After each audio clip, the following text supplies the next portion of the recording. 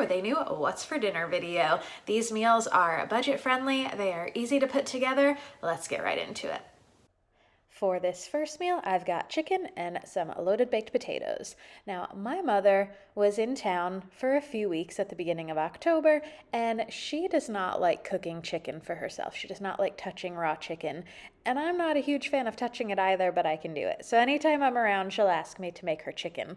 I asked her what kind of chicken she wanted, and she couldn't give me an answer, so I said, how about I just season it well? And we have it with baked potatoes and call it a day. So that's what I did here. I seasoned both sides of this chicken breast with seasoned salt, a little bit of garlic powder, some Italian seasoning, and ground pepper.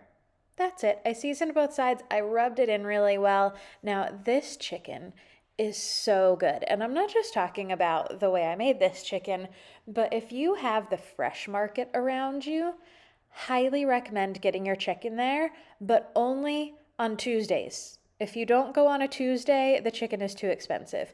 But on Tuesdays, every single week, their chicken is on sale. I believe it's $3.99 a pound, but these chicken breasts are massive. They're so good. So highly recommend getting chicken from the fresh market. But it's not a requirement of this recipe. This is simply an idea for dinner. Keeping it simple. It doesn't have to be really complicated to still be delicious. As long as you season your chicken well, it's going to be tasty. So after seasoning both sides, I got my pan nice and hot. I put in some olive oil and I seared both sides of my chicken. And then once I had a nice brown color on both sides of that chicken, I took it out of this pan, put it on a baking sheet, and put it in the oven. I started to put it in the oven right in this because this is a pan that can go in the oven. I get questions about this one a lot. This is the Pampered Chef Rock Crock, not an ad. I just love this thing. But it can go in the oven. But with the oil, it just wasn't doing well in the oven. So I eventually took the chicken out of here and put it on a sheet pan and just finished it out until it hit that internal temperature of 165 degrees. I had gotten this French onion focaccia from Trader Joe's, tried that for the first time, and it was good. I don't know that I need to get it again, but it was tasty. And then had some green beans, which were seasoned with butter, salt, and pepper, and then toppings for our baked potatoes. I like butter, cheese, sour cream, and bacon. My mom does not do sour cream, but she has everything else on there.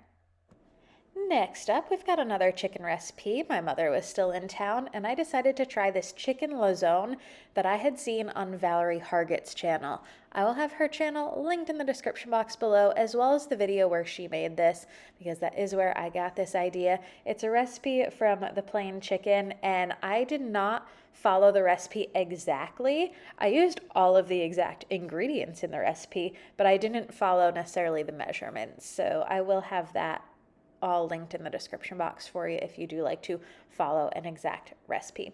But I am seasoning my chicken with salt, chili powder, onion powder, garlic powder, and a little bit of cayenne pepper. You want to make sure this is seasoned well because this is the only seasoning for the entire dish. After you season your chicken, I seasoned both sides to make sure I really got all that flavor in there. You're going to mainly just be adding butter and heavy cream to this, and so it doesn't add a ton of seasoning after this point.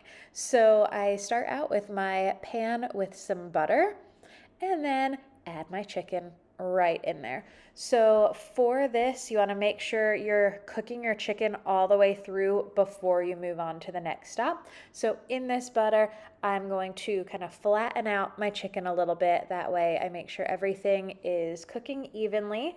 Now I let my butter get a little bit hot. I got distracted. So my chicken was a little bit more brown than normal, but honestly, it wasn't burnt.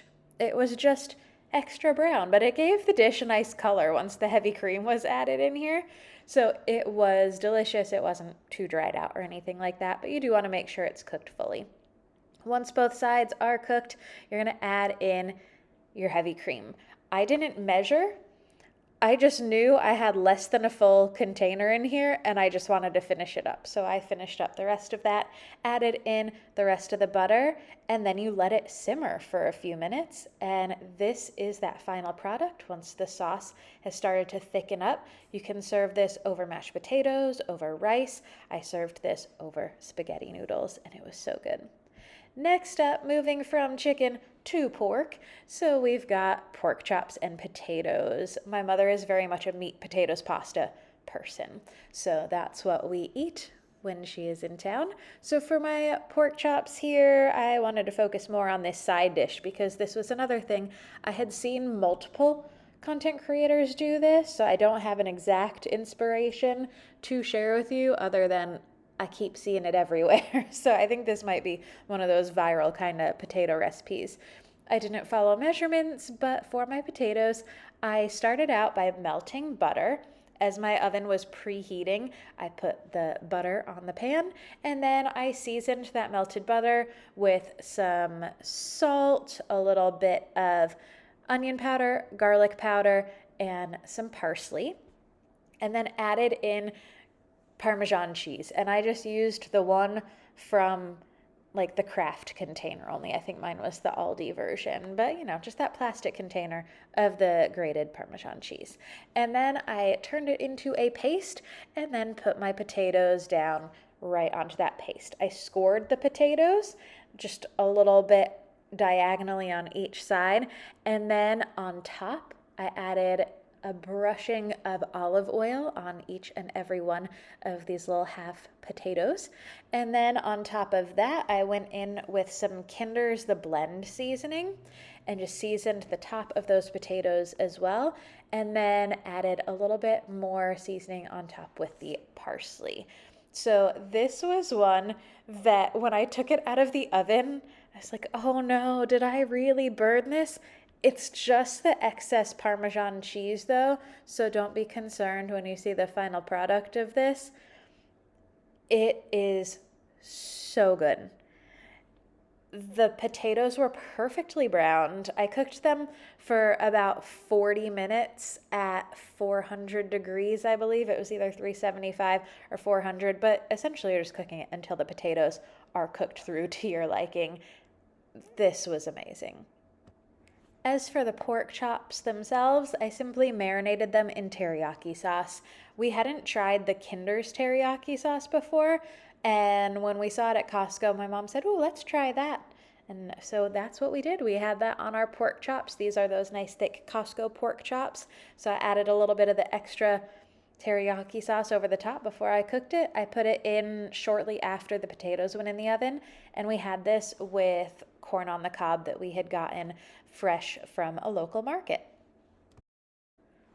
And then as soon as my mother left, I started eating things that she would not eat. So I had these peppers and onions that I needed to use up. I decided to do, I'm calling it a deconstructed chicken nacho because really this was meal prep that I knew I could use in multiple different ways. So you could use this base chicken recipe for nachos. You could use it for fajitas, for burritos or bowls or any sort of dish that you'd like. So this is just a really great base to have, and I turned mine into deconstructed nachos.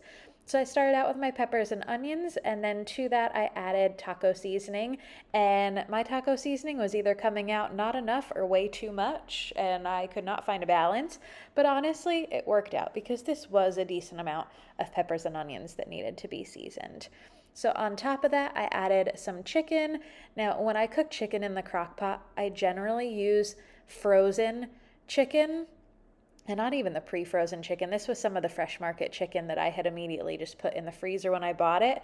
And I put it in here in a giant chunk because for me, I've noticed, at least with my slow cooker, which is my Instant Pot, but even with other slow cookers, I've noticed chicken can cook really fast. And then it can get very chewy when it gets overdone. So I've started only cooking chicken in the crock pot either if I am home for the day and I'm only going to cook it until it's done, or if I want to cook it while I'm gone for the entire day at work, I will cook it from the frozen state. And I've found that it comes out better that way. So that's what I did. I added my seasoning. I added more seasoning once I put the chicken in, and then I topped this with salsa. This is the Jack's Cantina salsa from the refrigerator section in Costco. Love that stuff. It's my favorite salsa, but it's a lot of salsa, so I never go through it all the way, and this was a good way to use it up before it was gonna go bad. So once I got home from work, I took the chicken out. I had let it cook on low all day. I chopped it up, I put it back in the crock pot, and while I dealt with other things around the house for a few minutes, I let that chicken, once it was all shredded up, soak up the rest of those juices from the bottom of my slow cooker. And then I did not feel like making rice or anything of the sort this day, but I had tortilla chips to use up. So I went ahead and added a bunch of toppings here because I am a dipper. Even when I have nachos, would prefer to dip things than to just have everything all on top of them. So I start with my chicken.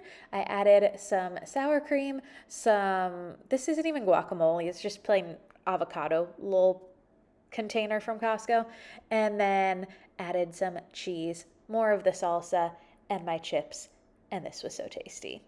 And then I've been wanting Chinese food for a very long time. I finally got it, and when I order Chinese food, I order enough for several days because even though I don't normally like leftovers, I love leftover Chinese food. So I ate off of this Chinese food for about 4 days. I had pork fried rice, pork lo mein, chicken with broccoli, and pepper steak with onion. Thank you so much for watching. I hope y'all enjoyed this video, and if you did, I hope you'll give it a thumbs up and hit that subscribe button down below. I want to take a moment to thank all of you so much for your support and to welcome all of my new subscribers that have come in over the past few weeks. I hope you enjoy it around here, and if you are new with this video, hit that subscribe button. You don't want to miss more videos.